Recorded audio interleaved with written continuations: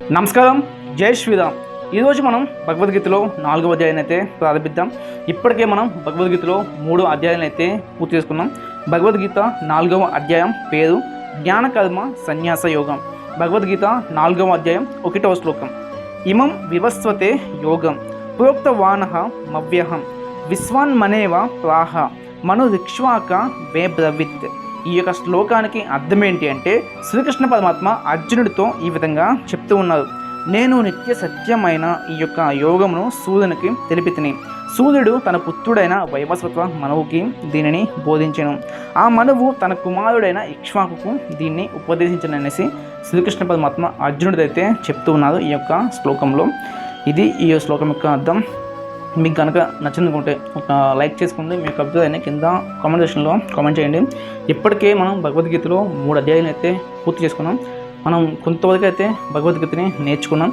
నేనైతే నా యొక్క లైఫ్లో దీన్ని ఇంప్లిమెంట్ చేస్తున్నాను. చిన్న చిన్న ఫలితాలను కూడా అయితే నేను పొందుతున్నాను డెఫినెట్గా.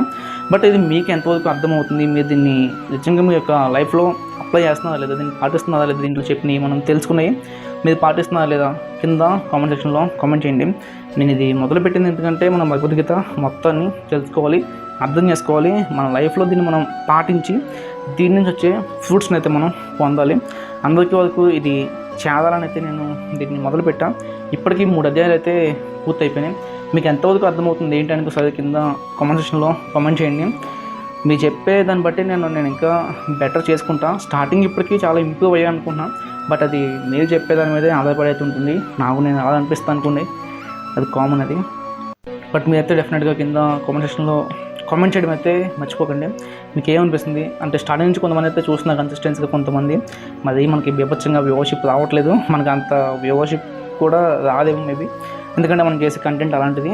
కానీ చూస్తున్న వాళ్ళకి ఎంతవరకు అర్థమవుతుంది ఏంటనేది డెఫినెట్గా కామెంట్ సెక్షన్లో కామెంట్ చేయండి. మీరు ఇచ్చే ఫీడ్బ్యాక్ నుంచి నేనైతే చేంజ్ చేసుకోవచ్చు.